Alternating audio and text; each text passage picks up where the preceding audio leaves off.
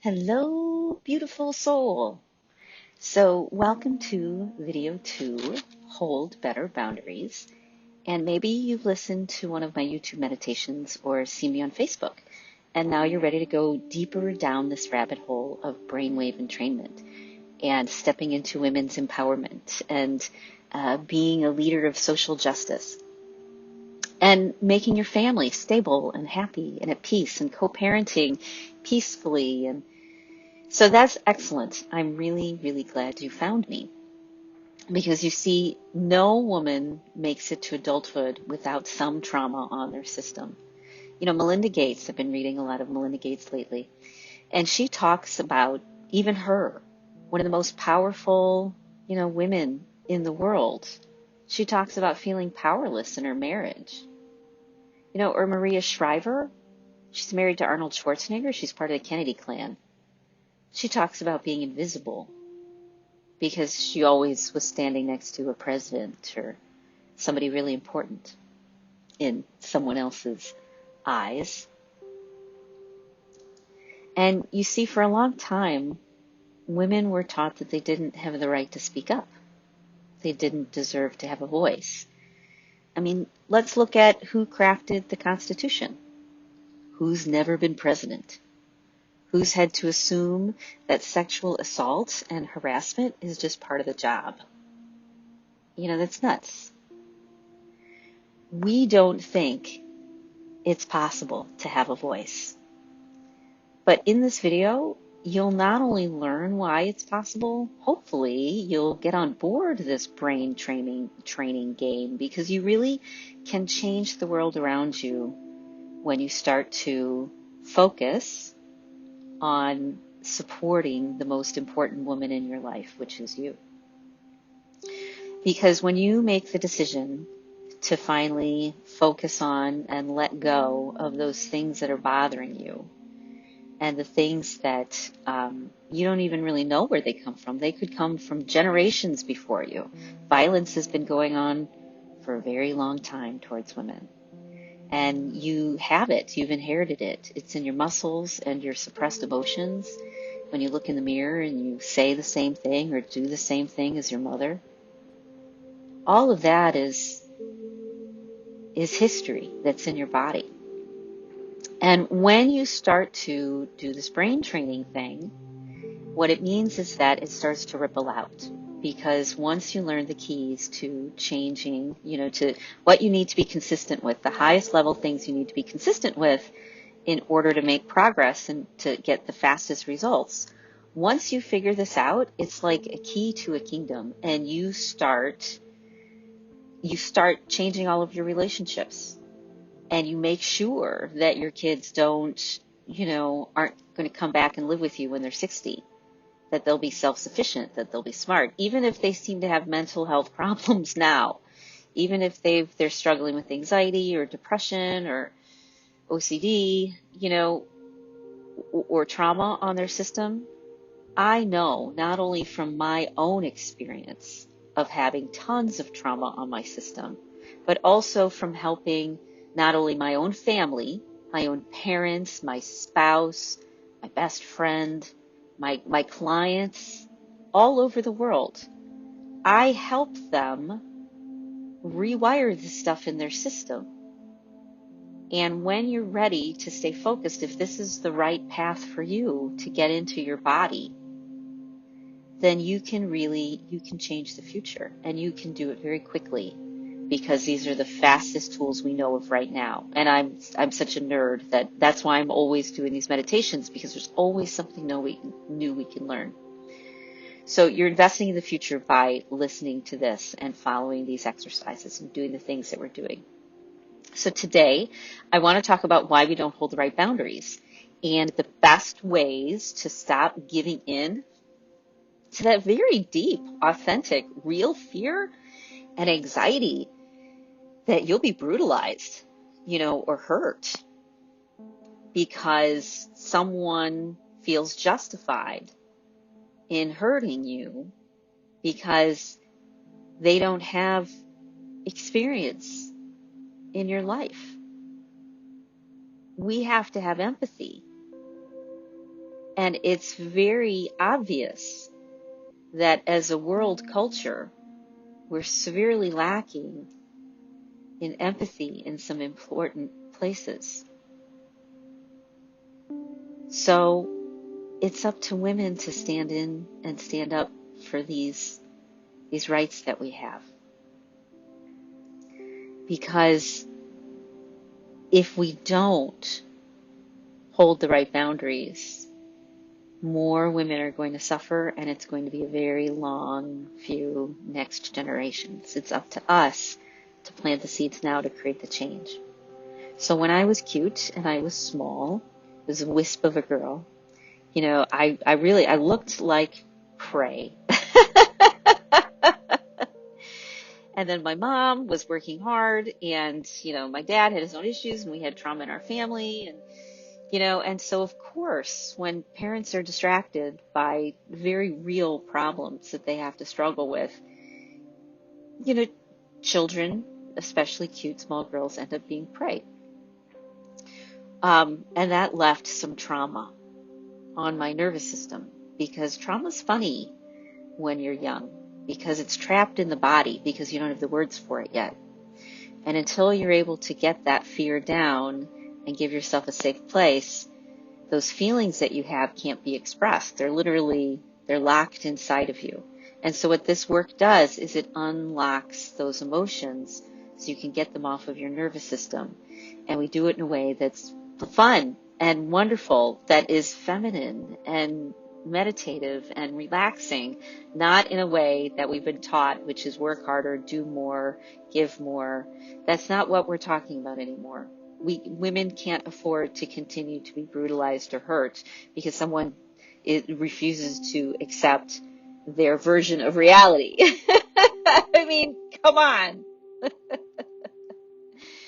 So added the trauma from being prey, my older brother lived in a nursing home. He had had severe brain damage by the age of 1, and he was a vegetable. And my mom had to decide whether to put him in a nursing home or not, and they did, because she was pregnant with my sister, and I was still 4 years away. But my brother lived to be 13, and we didn't have a relationship. I'd only actually maybe physically met him twice, and the third time was in his casket.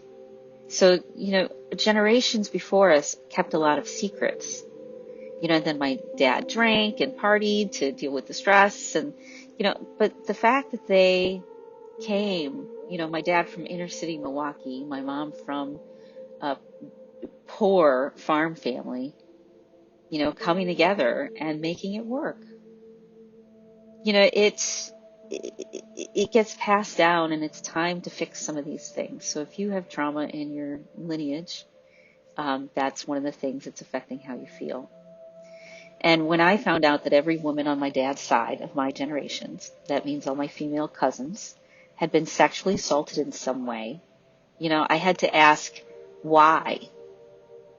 And the why was because we were taught that we didn't have the right to protect ourselves, and that it wasn't safe, and that we didn't have the strength to speak up, and that no one else would protect us either. That's what we learned. And so our boundaries were all about trying to keep the peace and control other people, which was important and necessary for that situation, but is destructive after a while. That's where all those aches and pains come from. That's where all that stress comes from. That's where all that worry comes from. It comes from this past. And you and I both know that bad things happen to women who have the wrong boundaries, because it means that they end up in relationships with people who have no mercy.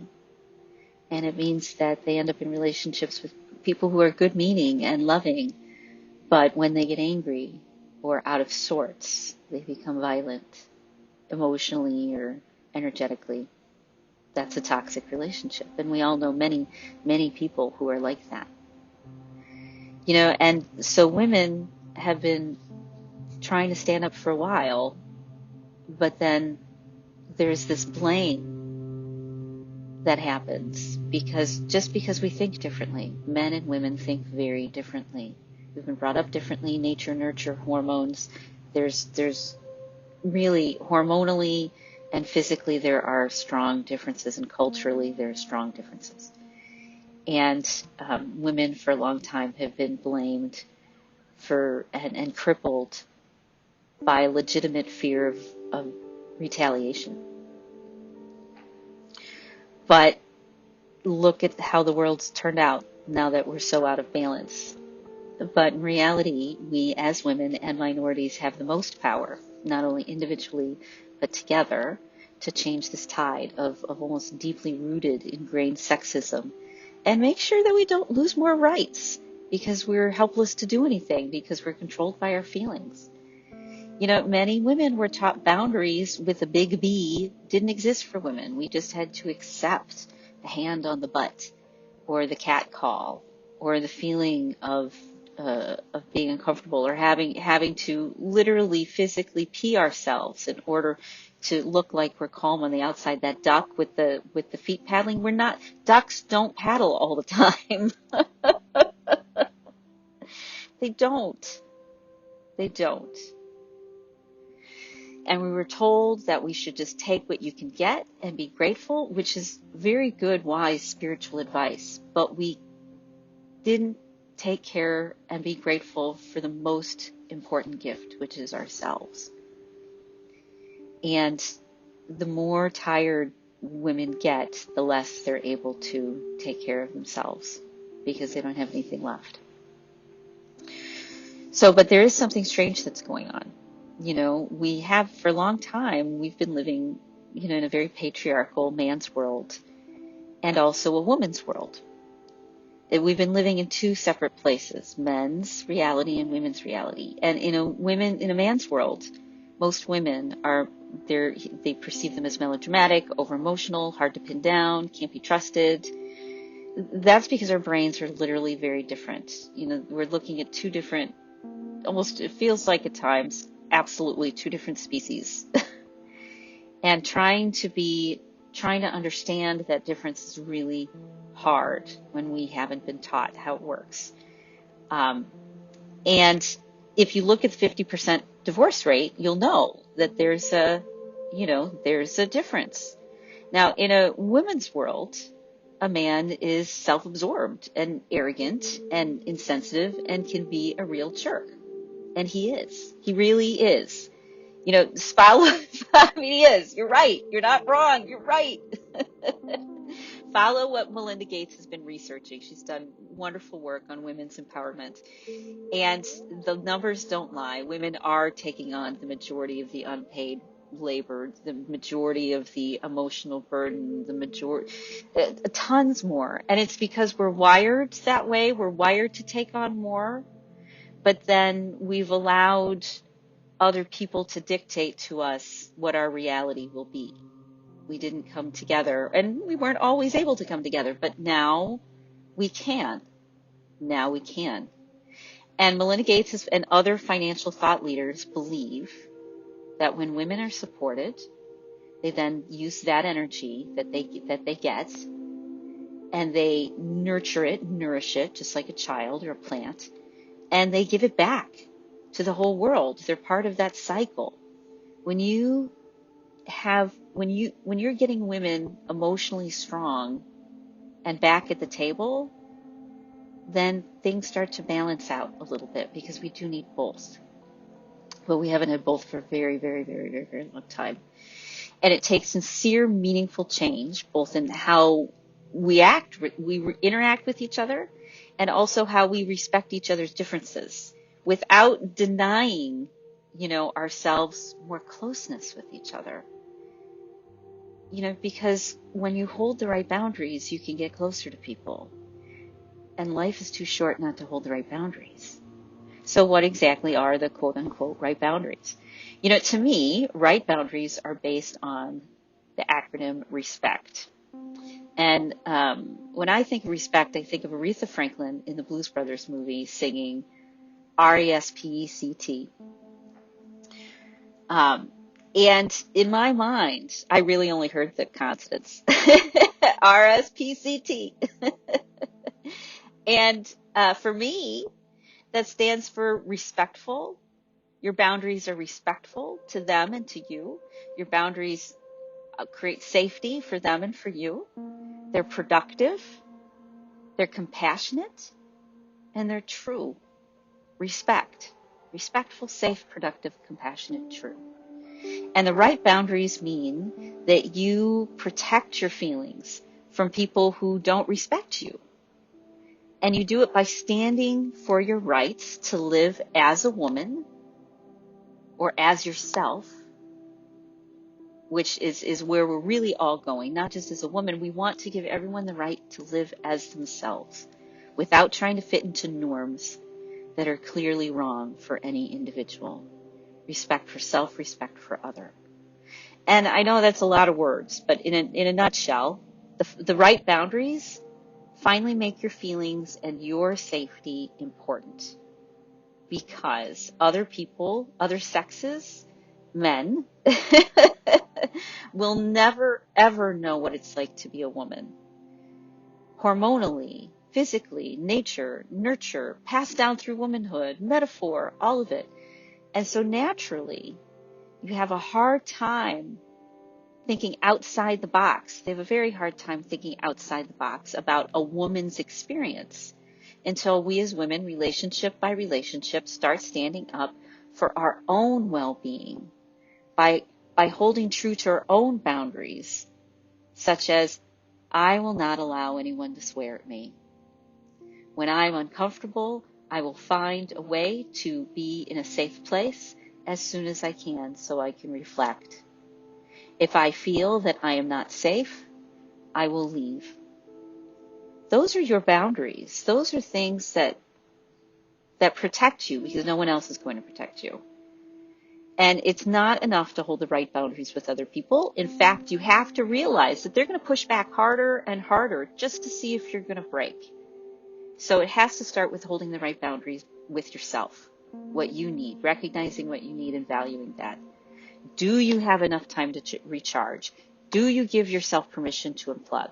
How can you make sure your body and your mind get replenished so you can think more clearly, you can make better decisions, have more courage in those scary situations? Those are the right boundaries. Those are the rules you give yourself about how you deserve to have your feelings respected and how you have compassion for yourself and everyone else involved. Compassion for me, compassion for you. Women, kind of got off course when they let men's natural self-absorption and low empathy level determine if we were worthy to be treated with respect or that we even had the right to ask for respect. Nuts, right? Nuts. A woman's intuition is her mind, her heart, and her senses working together to see past the obvious and come up with solutions that respect everybody. And you can only have good intuition when you're not stressed.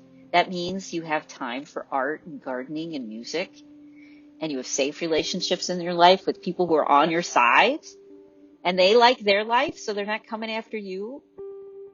But most of all, enjoy being in a romantic, loving relationship with yourself and surrounded with people who enjoy being in a romantic relationship with you. When you love yourself first, and you protect that love by saying yes to everything that makes you feel safe and respected, and no to everyone that can't see your light. So the right boundaries are the ones that protect and give your light, your unique light, the best chance to grow. Because no matter what anybody else is doing within your life, you're not their victim if you're choosing to find a way out. If you're thinking forward, you are never a victim.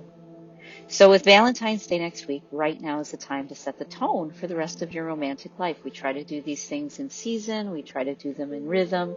You have to say no, and you have to have the courage and the strength to say no. And it starts by believing you can change your life and you can change your future. You can do this, but you cannot do it all alone, which is why through the year, I create meditations and workshops that you can listen to and go deeper down the rabbit hole. We've got one available right now. It's on holding good intentions, setting good intentions for the rest of the year. So that's going to be done very soon, within the next week. So we've got that going on. We've got, you can get support through our Facebook group. It's called a 5-day meditation challenge. But in reality, you can just show up anytime, and we're always doing exercises and positive support where you can just take 5 days and start to get right back on track. And the next thing we're doing is within that free Facebook group. So reach out if you need the link and to be invited. This Facebook group, we're going to be doing a live workshop this weekend on self-love and self-care, because there are simple ways that you can calm down and reverse all this damage that's been built up, not only over your lifetime, but over the lifetimes of the women in your family. And it takes regular practice, which is why we have the group. But this workshop gives you the basics, and we're going to take you through, these brief exercises that are loving and nurturing, but they're physically creating some big changes in your body. And we try to base them on what you're going through now. It's in alignment with the seasons, in alignment with the world. So the next workshop is self-love, because there's simple ways to calm down and reverse that damage. And after you get the basics and you get some habits in place, we're going to help you get some habits in place, make it easy for you to keep promises to yourself, maybe download some of our advanced workshops like the intention setting, and we'll have one coming out for self-love after this free workshop. And they're based on current events, and they help you process through your emotions at the right time of year. And they're only around for like a week or so after they're released. So make sure to join our email list if you want to keep up with the free classes on relevant topics and reversing your trauma and your stress around them. So keep your eyes open. The next video will be a workshop, a free workshop that we are doing live, but we'll put the recording in, and it's going to be this weekend. And if you want to join in, reach out in some way, Rita at ritahickmancoaching.com, or Messenger on Facebook, or text me if you've got my text, and I'll make sure that you have all the details. And I'll post it in the group if you're already part of the group. So this is exciting. Remember what you're supposed to do. Look for the live workshop that we're doing this weekend to get you ready for love. It's only going to be good during this season, because that's when it's in alignment.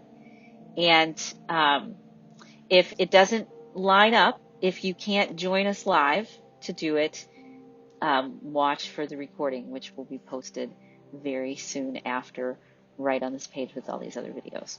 Great. That's it. So have a wonderful day and make wish.